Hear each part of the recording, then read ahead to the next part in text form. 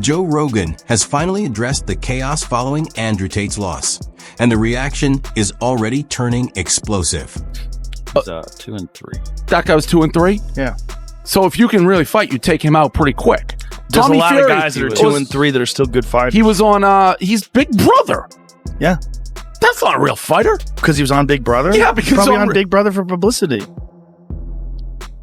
Yeah, he was definitely on for publicity. Wasn't Andrew Tate on one of those fucking stupid reality shows too? Andrew Tate was a world-class kickboxer, world champion kickboxer. Like, it doesn't mean that someone sucks just because they're on some stupid reality show. You're welcome. Just give me your thoughts, man, of the fight itself between your brother and Chase. Andrew's not the same man he was 10 years ago. He's a lot older than he was. I think it showed in the ring. You know, I respect him a lot for getting in there and trying, and I love him, and I support anything he wants to do in the future. Is it fair to say that the greatest fraud check of all time happened on Saturday when Andrew Tate lost to Chase Damore? If you wrap in the persona part of Yes. it, then yes, like that's pretty This might be the quintessential fraud check. If there was any sort of doubt about him winning, he should have never taken this fight. And now he's going online and he's doing the babyface thing of like, you have to live, and I'd rather try and fail. No, that's not who you are. Your persona has nothing to do with failure. Your persona is about winning. Your persona is about achieving wealth and success. Your persona is not about trying, and hey, if you don't succeed, you gave it the old college try. That is the antithesis of everything that you have spewed over the past 5 or so years. Miss me with the like, I'm proud of myself for trying, and I went in there against the champion who's really good. No, you didn't. You went in there and you looked awful and you failed. And so just be honest about that, because you have spewed all kinds of venom over the past 5 years about how you are the best and how you are the alpha male and how everyone else is a step below and all this other nonsense. And then you go out and fight. Like, unless he really needs the money, I am shocked that he did that. If we ever had a fraud check, that was the one. What was meant to be a low-risk boxing appearance has instead become one of the most damaging chapters in Andrew Tate's public narrative. He entered the ring against Chase Damore with his usual confidence and trash talk, only to leave with the first official boxing defeat of his career, followed by an injury that immediately ignited debate across the combat sports world. The bout itself failed to live up to expectations. It was slower, rougher, and far less polished than fans anticipated from someone who constantly emphasizes discipline, conditioning, and mental strength.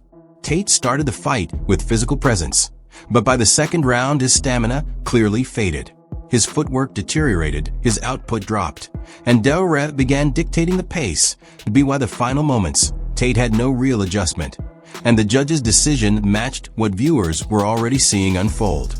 But the real controversy didn't come from the scorecards. It came afterward. Tate admitted that fatigue set in early, then immediately contradicted himself by insisting he doesn't believe in excuses, a sequence of comments that only added fuel to an already growing backlash. It's time to break down the great cope session of Andrew Tate. I've been making these videos for many years, breaking down the excuses that UFC fighters make after a loss for the world championship. And I never thought I'd be making one about Andrew Tate, but here we are, and it might just be the worst, most embarrassing thing I've ever had to break down.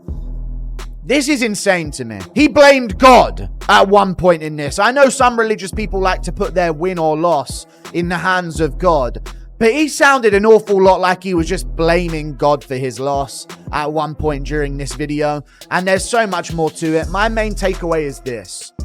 He's talking about this like he stepped up on 2 days' notice to fight prime John Jones in the UFC and came up short. If Volkanovski was saying some of the things that Tate says in this video after he took the Makhachev rematch on short notice across the world upper weight class when he knows he shouldn't have, I'd understand those takes, some of them. But Tate is talking about this little gimmicky layup Chase Damore fight like it's some kind of world championship defeat. Very, very embarrassing. And you can tell by the end of this, he's truly broken by this reality, even though he puts up a good front at the start. So we're going to go through the opening moment here. You know, I've seen Andrew fight 86 times. I've been in his corner every time. I'm proud of him for taking on this challenge. As Andrew said, time is the fire in which you all burn. He's not the same Andrew Tate I remember from 10 years ago. Maybe there'll be some more fights from him in the future, maybe not. Fights for you? That's all. We'll see. Luke, what do you think? I'm gonna enjoy Christmas. And 10 years out, 40 years old. Gave it my all, but he's tough. I don't know what to say. He's really tough. Congratulations to him. Do you think we'll be able to see you in here again? Yeah, I'm going to have to go back, watch the fight, make a decision, but Chase deserves this win. I'm really happy for him, genuinely. Do you have a message to all the fans back home that are watching you? It's better to try and lose than not try at all. Thank you very much. He then doubled back once more, offering explanations for why the performance didn't reflect his real skill level. That's when the online backlash exploded. This is the same Andrew Tate who once mocked defeat outright, branding anyone who loses as exactly that, a loser. He built his image around control, dominance, and never being second best at when that image cracked, the response wasn't just criticism, it was open hostility. Joe Rogan addressed this contradiction directly, arguing that the real headline isn't the defeat itself, but the way Tate is mentally navigating it in public. Rogan pointed out something many people overlook. The process of dealing with loss is rarely polished. Some people unravel, others shift blame, and many speak before they've had the chance to fully understand what just happened to them. Where he starts talking about things, and then we're going to get to some of the crazier bits, because it's going to build. His demise, his facade of being okay with this loss will shatter at some point along this video. So I want you guys to be along with the journey, okay? I want you guys to be along with me for the journey of Andrew Tate's mask breaking as we go through this. I didn't have a Christmas or a New Year planned. I didn't have anything in my head after this fight. My life ended on December 20th. You can say that again. Okay, listen, I'm gonna let him speak. You can say that I think he might be done after this, but it's okay. And now my life has begun again. It's a unique position to be in. People are saying, oh, what about Christmas? I'm like, oh yeah, Christmas. I forgot about Christmas, and I forgot about New Year. I forgot about everything. I only had one singular focus. I was just worried about this fight. Chase Demore in a Misfits boxing match. You're gonna get what I'm saying here about, buddy, you ain't fighting John Jones in his prime for the world championship, okay?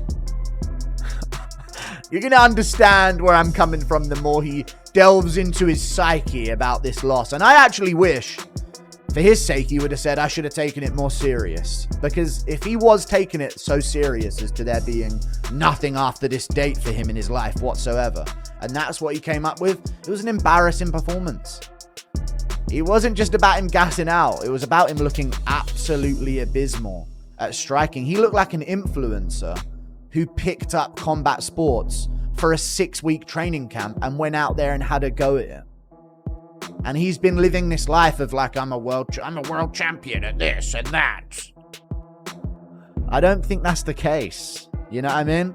We go to 013-51 of his little fucking Rumble show here. The best thing about this fight was that I got to spend the last 4 months with only one thing to think about. I got to be with Amir, my coach, every single day. 4 months with his coach every single day, 2 rounds of cardio. It's tough. That's 6 minutes. Fair play to Chase Demore, because I think people, I said to a few people that I thought Chase Demore could be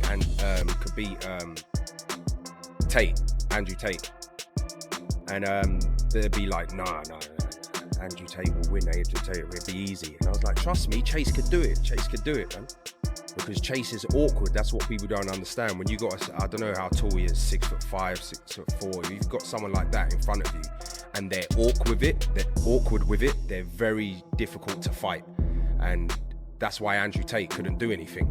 You know, I mean, I don't think Andrew Tate looked great anyway, but when you add that to how awkward Chase is, then it's going to be a hard night's work. And people don't remember people only remember what I mean. It was a big meme, but people only remember Chase from when he was missing those shots and when he against Josh Bruckner, 2022 November on the Mrs. Austin card, like fighting his dreams. Exactly, like he was fighting an invisible fighter, and that became a meme. If you look from where he's come from that moment to now, it's a big transformation. So I think people, because of that meme, people hold on to that rather than see his improvements. You know, I'm not saying he's the finisher arc or anything like that, because he's still new to boxing. He still needs to learn great fundamentals and keep improving every time. But it's been a good journey. That tension is exactly what makes this moment so divisive. The story now branches in two very different directions. One camp argues that Tate revealed his limits, that blaming conditioning shows a lack of preparation, that years of bold talk finally boxed him in, and that this defeat punctured the untouchable persona he spent so long building. But there's another reaction that caught many people off guard. A portion of the audience came away with increased respect. Tate didn't need to step into the ring. He wasn't chasing a paycheck, clout, or visibility. He chose to put his reputation on the line in an actual combat setting, knowing full well that losing could undo years of image building. If you sit and say, I'm going to try this thing, and I know I'll succeed, and everybody is going to say good things about me. So to make sure that happens, I'm going to cheat, or I'm going to be underhanded. I'm going to do some sneaky shit, because I need these people to say good things about me. They already fucking own you. This isn't a lesson to be learned. You didn't need to cheat by hopping on roids or something to beat. You shouldn't have had to beat Chase Demore, Andrew Tate. Now I'm speaking to Andrew Tate as the real fighter I considered him to be. If you think you need to do these underhanded, cheaty things to get it done just because of what people are going to say, then they own you. Like, the only reason he lost this is because he just refused to hop on the sauce and cheat his way through this. He tried to do it the real way, and that's why you're all laughing at him? No, we're laughing because you look like shit and like you couldn't throw a fucking punch. I used to think, say what you want about Andrew Tate, he'd fuck you up. Now I don't know. Now I just don't fucking know. Even KSI, Jake Paul, calling him out in the early days, a couple of years ago. Logan Paul and Jake Paul calling out him and Tristan. The comments used to be saying, they wouldn't call out real fighters. You know, people forget, man. Andrew Tate and Tristan Tate are real fighters. They want to watch themselves before they call out them. Now it would be different. Now I think the narrative would be, man, Andrew Tate don't want nothing to do with Jake Paul. If Andrew Tate fought KSI, it'd be flatlined. This isn't what we're saying. We're not mocking you because you refuse to hop on the sauce to beat Chase Demore. You should have just looked a bit better at fighting against him. You look like a pansy out there. That's the critique we have.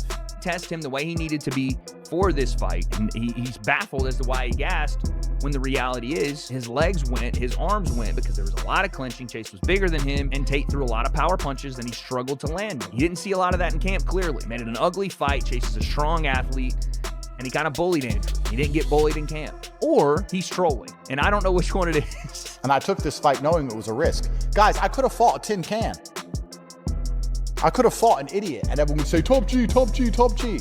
I could have fought some nobody and beat up some nobody. But what's the point in that? He called Chase a nobody and an idiot before they fought. I mean, again, it just writes itself. What's the lesson in that for me? Where's the lesson in that for you? I put it on the line. I get in the arena. Everyone with an opinion is on the sidelines. Imagine living a life where you're so afraid of loss that you never get to win. You sit in the corner as a coward, writing Twitter comments at people who take risks you will not take. But he don't care about it, y'all. He don't care. If he would have come on here and been like, you know what, I'm fucking pissed off at people talking shit, then I would respect this a lot more. But you can't come on here and talk about, oh, I don't care about what people got to say, and then go on a diatribe about what people got to say, dude. You can't. Napoleon is in the history books. He lost battles. He lost to Chase Demore.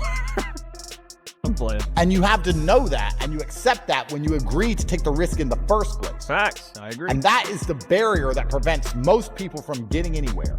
The what if I lose? I just lost in front of the world. Got paid $20 million fucking dollars. I'm fine. And immediately, dude. Immediately, I lost in front of the world. And instead of being like, boom, end the video, I'll move on, I'll get better, I'll come back stronger. He's like, by the way, though, got paid more than you ever will. I don't care about what you think, though. Oh my God. I don't know why I found that so. $20 million. That's a lot, dude. That is crazy money. Shout out to him, dude. Life changing for most of us. Probably not for Andrew Tate. I'm still waiting on what would have happened should he have won to change his life, because that's what he said.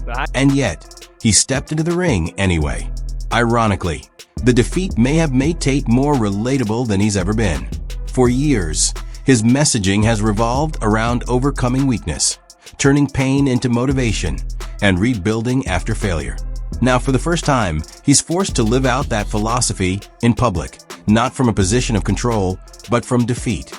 And that shift connects with people. Joe Rogan pointed out that this moment could actually produce a more dangerous version of Tate, not in terms of physical dominance, but mental evolution. If Tate confronts this loss head-on instead of avoiding it, he gains something he's never had before, a real redemption narrative. That leaves the future wide open. Does Tate step back into the boxing ring? Does he run it back with Chase Delret? Does he overhaul his conditioning, close the gaps, and return more prepared? Or does he aim even higher, chasing marquee names like KSI, Logan Paul, or even Jake Paul, turning defeat into the foundation of a comeback story? Because if combat sports love anything more than dominance, it's redemption. Andrew Tate took a loss, but the story isn't finished. Whether this moment defines his downfall or fuels his rebuild may ultimately shape the next chapter of his legacy.